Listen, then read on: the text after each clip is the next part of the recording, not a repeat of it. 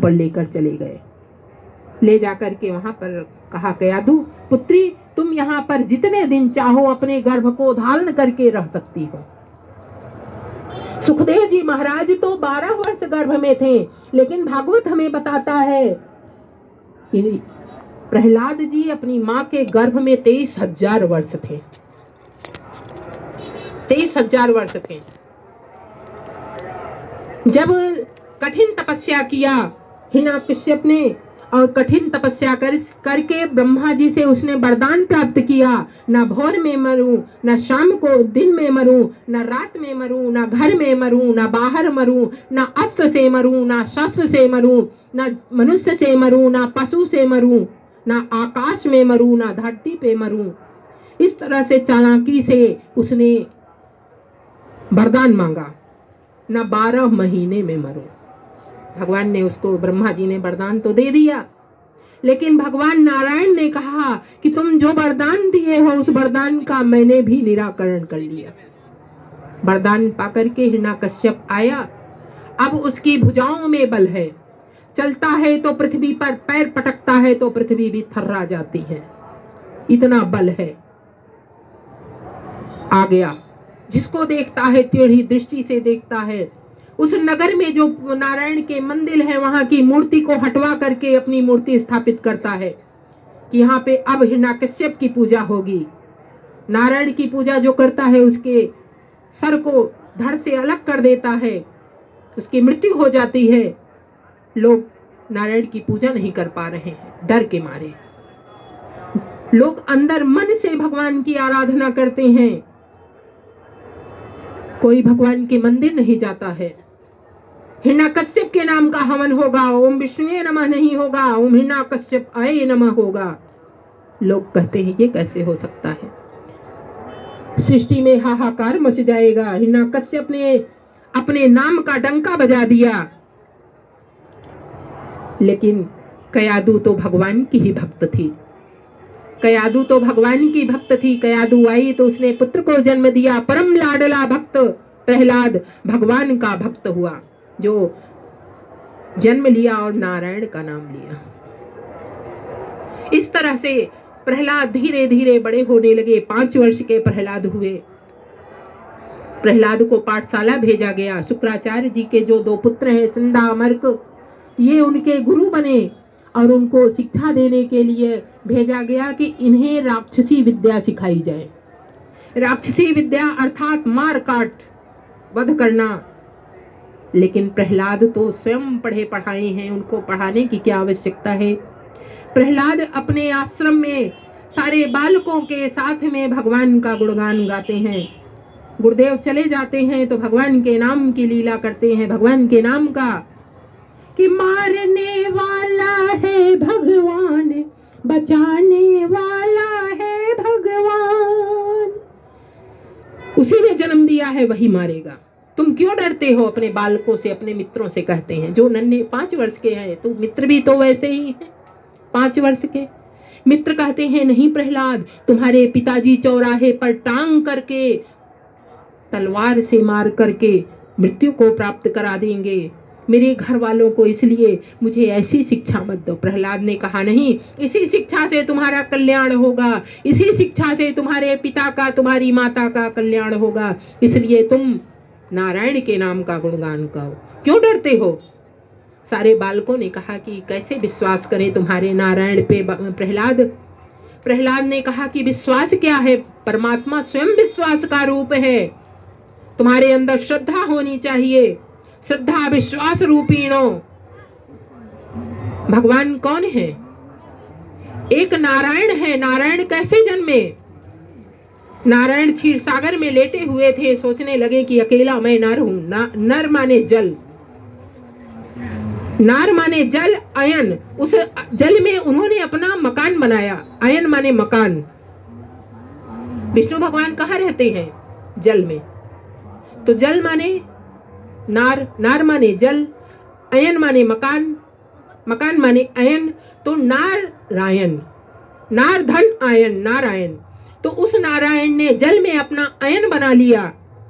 सोचने लगे मैं अकेला हूं, सृष्टि कैसे करूंगा। तो उनके कमल से, नाभि से एक कमल पुष्प उत्पन्न हुआ और वह इतना बड़ा हुआ कि वह आ गया समुद्र के जल के ऊपर। उसमें ब्रह्मा जी को ऐसे हाथ पकड़ा, ब्रह्मा जी को स्थापित कर दिया। इनके 4 मुख हैं, चारों दिशाओं को एक साथ देखते हैं। ब्रह्मा जी से कहा तुम सृष्टि का कार्य करो। ब्रह्मा जी सृष्टि रचते हैं, नारायण सृष्टि का पालन करते हैं। और शिव शेरेते प्राणिनो यत् स शिवः, शिव कहाँ नहीं है, यह संसार शिव में है, शिव से संपन्न है, शिव में विचरित है और शमशान पर विलीन है।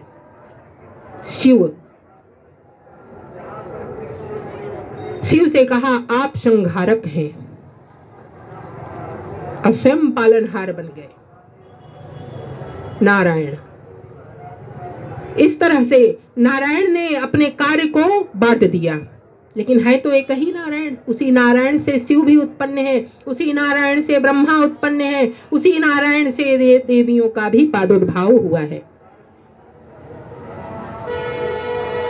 देवी भागवत में भी इसी तरह वर्णन आया है। वहां पर देवी के का ही सब, जैसे यहाँ गोविंद को प्रधान देवता मानते हैं, देवी भागवत में भगवती को ही प्रधान देवी मानते हैं। उनसे ही देवताओं का प्रादुर्भाव हुआ है, उनसे ही सारे देवता उत्पन्न हुए हैं। जो परम शक्ति है, पराम्बा है, जगदम्बा है, भगवती है, जानकी है, ये परात्पर शक्ति है, आदि शक्ति जिसे कहते हैं। नारायण ने कहा, प्रहलाद जी ने कहा कि श्रद्धा और विश्वास क्या है, ये भगवान का स्वरूप है। गोस्वामी जी ने वंदना की है, श्रद्धा विश्वास रूपीणो याभ्याम पश्यन्ति सिद्धा स्वान्तस्थमीश्वरम वंदे बोधमयम नित्यम गुरुम शंकर रूपीणम यमासिति वक्रोपि चंद्र सर्वत्र वंदते सीता राम गुणग्राम पुण्यारण्य विहारिणो वंदे विशुद्ध विज्ञान कवीश्वर कपीश्वर। तो हमारे भगवान विश्वास है, श्रद्धा अपने अंदर लानी है। प्रहलाद ने कहा ठीक है, आओ मैं तुम्हें दिखाता हूं। एक बालक दौड़ा दौड़ा गया और डाल से, जो डाली थी वहां बगीचा था, उस बगीचे की एक डाली तोड़ लाया। प्रहलाद से कहता है, प्रहलाद इस डाली को उसमें जोड़ दो तो मैं तुम्हारे भगवान पर विश्वास करूंगा। नन्हा सा बालक प्रहलाद ठिठक गया, कैसे करूं, क्या भगवान आकर जोड़ देंगे? उसने आंख मूंदा और भगवान से कहा, हे प्रभु, ये डाल जिस जगह से आई है उसी जगह पर होनी चाहिए, मेरे मित्रों को विश्वास हो जाए। जब आपके अंदर इतनी श्रद्धा हो जाए तो भगवान उस कार्य को करते हैं। प्रहलाद आंख मूंद कर हाथ जोड़कर खड़े हैं, वह डाल छूटी अपने आप, जैसे कोई चुंबक आकर्षण हो, और जाकर के उसी डाल में फिट हो गई जहां से टूटी थी। सारे बालकों ने देखा और बालकों ने प्रहलाद को गोद में उठा करके भगवान के नाम का गुणगान गाने लगे। गोविंद जय जय गोपाल जय जय, गोविंद जय जय गोपाल जय जय, राधा रमण हरे गोविंद जय जय, राधा रमण हरे गोविंद जय जय, गोविंद जय जय गोपाल जय जय, गोविंद राधा रमण हरे गोविंद जय जय, राधा रमण। बोलिए श्री बांके बिहारी लाल की। इस तरह से प्रहलाद भगवान के परम भक्त हुए। हिरण्यकश्यप ने अपने शिष्यों को भेजा और कहा, जाओ प्रहलाद को ले आओ, उसकी शिक्षा पूर्ण हो गई। दैत्य पहुंचे और जाकर के प्रहलाद से कहते हैं, चलो पिता का बुलावा है, और हाथ पकड़ा, प्रहलाद को ले आए। पिता ने बड़े प्यार से अपने पुत्र को गोद में लेकर सिंहासन पर बैठ गए। वो राजा है अपने नगर का, राज सिंहासन पे बालक को लेकर गोद में बैठ गया और कहता है, बेटा बताओ गुरुजी ने तुमको क्या शिक्षा दी? प्रहलाद ने बड़ी प्रसन्नता से कहा कि प्रभु, पिताजी, मेरे गुरुदेव ने शिक्षा दी है गुरुदेव कौन है? नारद बाबा। गुरुदेव है कौन? नारद बाबा। नारद बाबा ने शिक्षा दी है। मैंने कहा ना, नारद बाबा जिसको मिल जाए और जिसके गले में कंठी बांध दे वह परमात्मा का भक्त हो जाता है, उसे परमात्मा मिल जाते हैं, वे भगवान के पथ का अनुगामी हो जाता है। मेरे गुरुदेव ने शिक्षा दी है कि परम पिता तो वह है जिसने सबको जन्म दिया, जो हमारा पिता है पिताजी, जो आपका पिता है पिताजी, बड़े छोटे से हैं तोतली भाषा में, जो माता का भी पिता है पिताजी, जो सबका रक्षक है, जो सबका पालनहार है, जिसने सबको सुरक्षित रखा है, सबकी रक्षा करने वाला भी वही परम पिता परमात्मा है।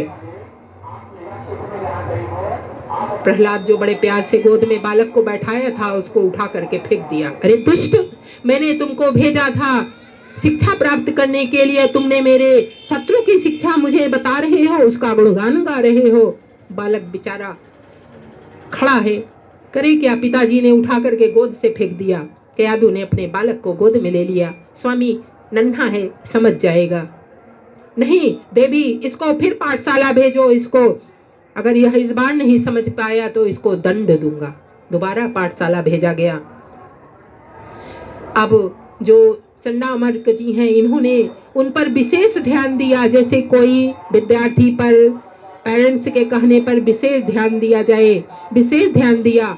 तलवार दिया हाथ में, मार काट सिखाते हैं, लेकिन प्रहलाद कहते हैं नहीं गुरुदेव, मुझसे ये सब नहीं होगा, मैं ये सब कर ही नहीं सकता, मैं जीव की हत्या कर ही नहीं सकता। भगवान के नाम का गुणगान करते हैं। संडामर्क आए और कहने लगे, राजन आपका पुत्र मेरे बस का नहीं है, वो मेरी बात नहीं मानता है। हिरण्यकश्यप ने कहा, अपने सैनिकों को भेजा, ले जाओ उसको, ले जा करके ऊपर पहाड़ से फेंक दो, उसकी मृत्यु हो जाए, ऐसे पुत्र की आवश्यकता नहीं है। सैनिकों ने ले जा करके पहाड़ से फेंका और नीचे भगवान नारायण ने उनको गोद में कैच कर लिया, लोक लिया। जिसका रक्षक परमात्मा हो, रक्षक कुल निहंतारो त्राये ताम नो रघुत्तमा आत्मसध्वंसा वृषस्प्यावच्छा सुंग निशंग संगिनो रक्षणाए माम रक्ष्मणा भगता पथि सदैव गच्छताम सन्नग्ध कौची खंडी चाप बाणो धरो इवाम गच्छन् मनोरथा यस्य रामः पातु स लक्ष्मण। जिसका रक्षक स्वयं परमात्मा हो, उसको कौन मार सकता है? प्रहलाद जी स्वयं कहते हैं, मारने वाला है भगवान, बचाने वाला है भगवान। भगवान ने लोक लिया, लोक करके वहां नदी के किनारे उन्हें लेटा दिया। सैनिकों से पूछा, जाओ देखो उसकी मृत्यु हो गई होगी, उसको ले आओ, उसके पार्थिव शरीर को। गए तो वे बचा हुआ था, उठाकर ले आए। राजन यह तो जीवित है, इसको ले जाकर के पागल हाथियों के सामने डाल दो, वे रौंद कर इसका मर्दन कर देंगे, मृत्यु को प्राप्त हो जाएगा। सैनिकों ने आज्ञा का पालन किया और हाथियों के सामने डाल दिया नन्हे से बालक को। भगवान ने उस हाथी का मर्दन कर दिया, आकर वेश बदल कर आए, हाथी को मार दिया, बालक की रक्षा हो गई। जलते हुए अग्नि में बालक को डाल दिया, अग्निदेव शांत हो गए, जितने अंगारे थे सुंदर कमल के फूल पुष्प में परिणित हो गए। हिरण्यकश्यप ने खौलते हुए तेल में प्रहलाद को डाल दिया, खौलता हुआ तेल मक्खन का रूप धारण कर लिया। ये भगवान की लीला है, भगवान की माया है। भगवान अपने भक्त की रक्षा करते हैं। भगवान कहते हैं, सत्य का मार्ग बड़ा कठिन है, संभल संभल कर चलना प्राणी। सत्य पर अगर आप हैं तो आपके मार्ग में कांटे भी आएंगे, कंकड़ भी आएंगे, आपको संभल संभल कर चलना पड़ेगा। प्रहलाद जी की रक्षा हो गई। इस तरह से भगवान ने रक्षा किया। सर्पों के बीच में एक कमरे में बंद कर दिया प्रहलाद को कि ये विषैले सर्प इसको डस लेंगे। नारायण नारायण जपते प्रहलाद उस सर्पों से खेल रहे थे। भगवान ने लक्ष्मी जी को आदेश दिया कि देवी, मेरा एक पुत्र भूखा है, जाओ उसको गोद में लेकर के भोजन कराओ। हिरण्यकश्यप ने कहा कि इसको अन्न नहीं देंगे, भोजन नहीं देंगे, जल नहीं पाएगा, सर्पों के बीच में तड़प तड़प के मर जाएगा। नारायण ने महालक्ष्मी को आदेश दिया, मैया ने गोदी में लेकर के हिरण्यकश्यप को दुग्ध पान कराया, भोजन कराया और अदृश्य हो गई। जब तहखाना खोला गया तो देखा वहां स्वर्ण की थाली में प्रहलाद ने भोजन किया था। अब हिरण्याकश्यप क्रोधित हुआ, अरे दुष्ट, तू तो मृत्यु को भी नहीं प्राप्त होता। हाथ पकड़ते हुए खींचते हुए अपने महल में ले गया। बता दुष्ट, तेरा भगवान है कहाँ? हिरण्याकश्यप क्रोध से लाल हो रहा है, लेकिन प्रहलाद विनम्र भाव से, पिताजी, भगवान तो कण कण में वास करते हैं, हमारे अंदर भी वह नारायण है, आपके अंदर गोविंद है, इस सिंहासन में भी गोविंद है, इस तलवार में भी गोविंद है।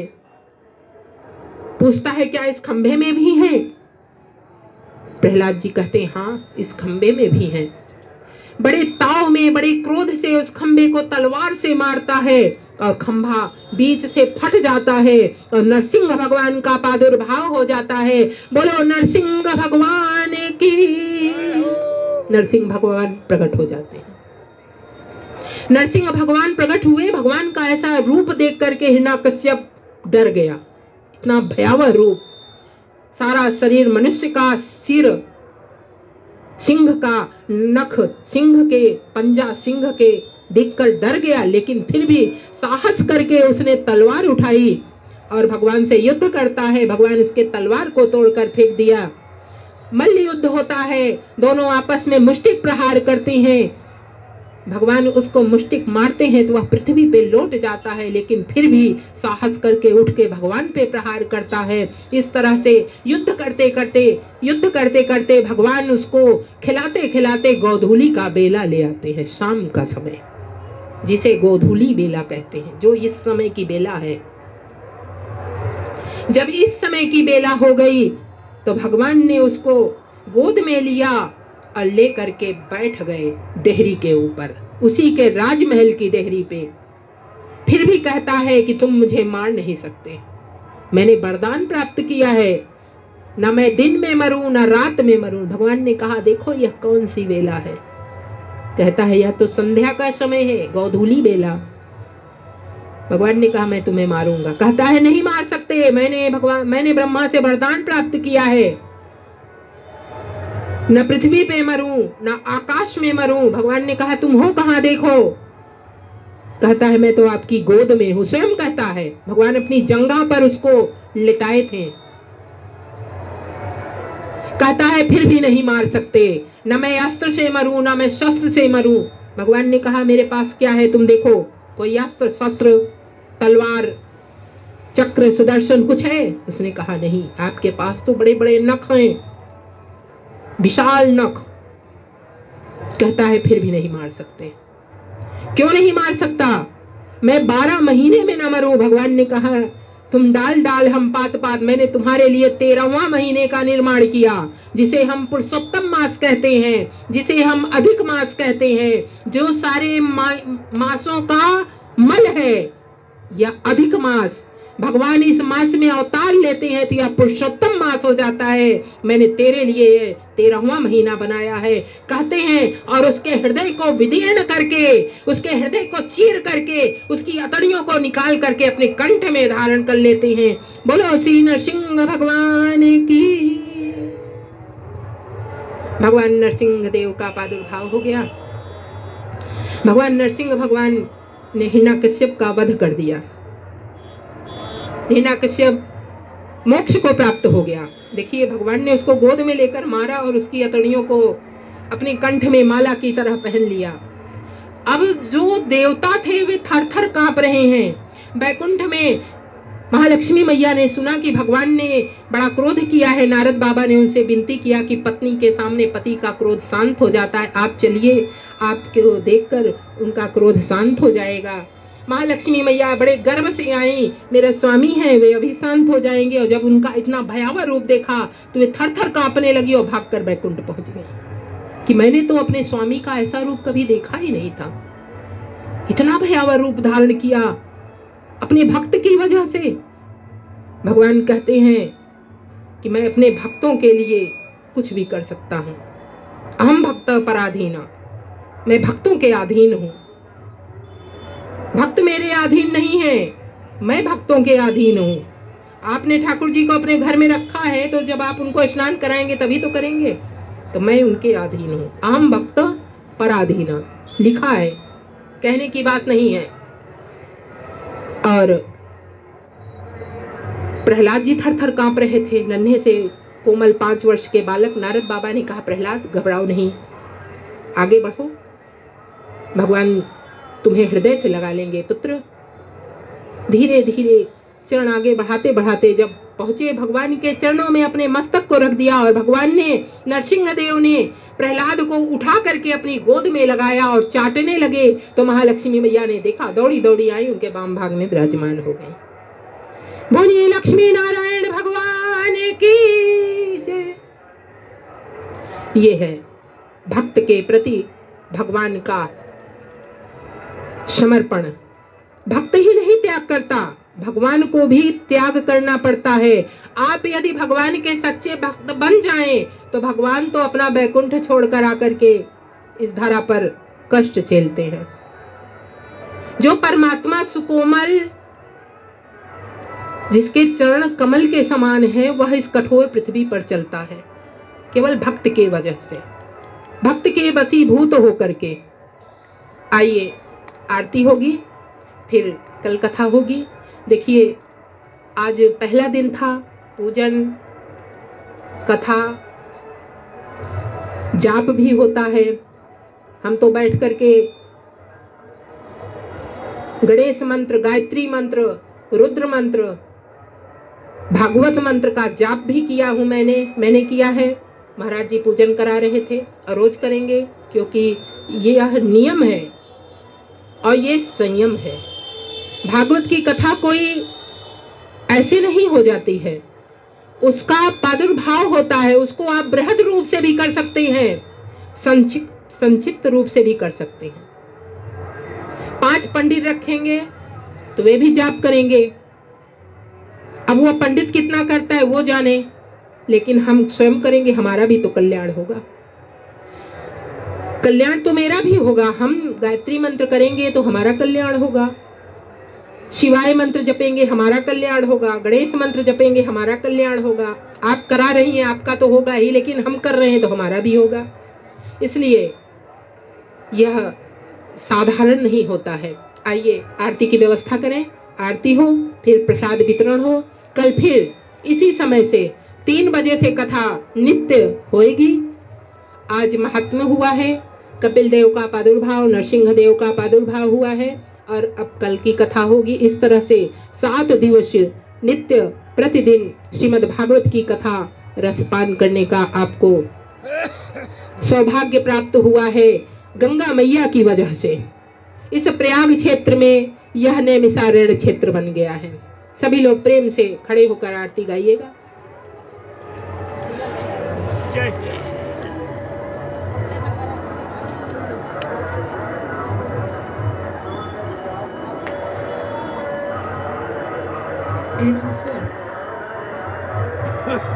घंटे